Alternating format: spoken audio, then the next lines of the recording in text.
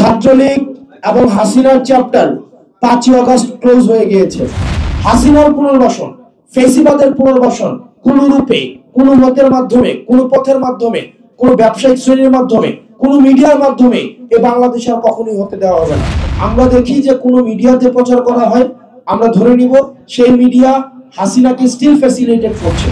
ছাত্রলীগ এবং হাসিনার chapter 5ই August close হয়ে গিয়েছে। ছাত্রলীগ এবং হাসিনা যদি প্রাসঙ্গিক থাকতোই 5ই আগস্ট পালাই যেতে হতো না। আর আপনারা মিডিয়ায় যারা আছেন, মিডিয়া বিভিন্ন কারণে আমার উপরে ক্ষুব্ধ বিভিন্ন বিষয়ে, আপনারা মিডিয়ায় যারা আছেন আপনাদেরকে এখনো দেখি আপনাদের হচ্ছে যে ভাসুরের নাম মুখে নিতে কেমন যেন লাগে। আপনারা এখনো সাবেক প্রধানমন্ত্রী শেখ হাসিনা, উনি সাবেক প্রধানমন্ত্রী নাকি ফেসিবাদের যিনি হচ্ছেন একদম বোচার of this motherland, বোচার of Bangladesh,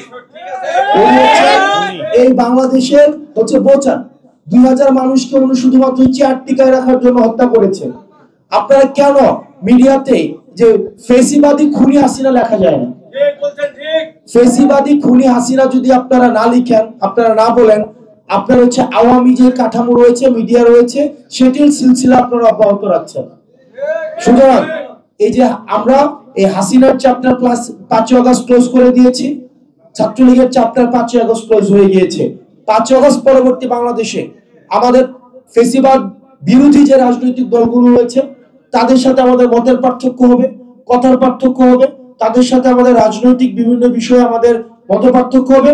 একই টেবিলে বসে আমাদের দ্বিমত প্রকাশ করব, আমাদের মধ্যে বিভাজন থাকবে, কিন্তু একটা জায়গায় স্পষ্ট, হাসিনার পুনর্বাসন, ফেসিবাদের পুনর্বাসন কোন রূপে, কোন মতের মাধ্যমে, কোন পথের মাধ্যমে, কোন ব্যবসায়িক শ্রেণীর মাধ্যমে, কোন মিডিয়ার মাধ্যমে এ বাংলাদেশে আর কখনোই হতে দেওয়া হবে না।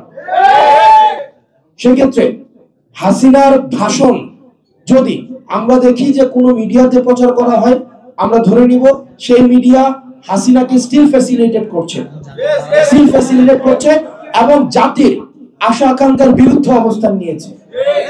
আমাদের সুশীলতা বিবর্জিত, আমাদের সুশীলতাকে আমরা ছুঁড়ে ফেলে দিয়েছি বলে আমরা এই গণ অভ্যুত্থান করতে পেরেছি। সুতরাং হাসিনার প্রশ্নে নো সুশীলতা, এবং হাসিনা এবং ছাত্রলীগ একটা ডেড চ্যাপ্টার।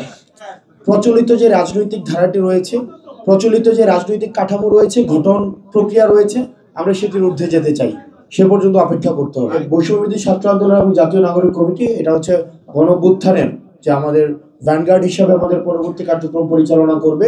কিন্তু আমাদের যে রাজনৈতিক আকাঙ্ক্ষা তৈরি হয়েছে, আপনি পলিসি রেগুলেশন, পলিসি ম্যানিপুলেশন বা পলিসিতে অংশগ্রহণ করার জন্য সেটা রাজনৈতিক প্রক্রিয়ার মধ্য দিয়ে যেতে হয়। তো সেই জায়গা থেকে সেটা এক্সটেনশন নয়, বরং সেটা একটা নতুন একটা উদ্যোগ। এই উদ্যোগের মধ্য দিয়ে হচ্ছে সেখানে নতুন রাজনৈতিক আকাঙ্ক্ষাকে বাস্তবে পরিণত করার জন্য সেটি গড়ে তোলা হচ্ছে।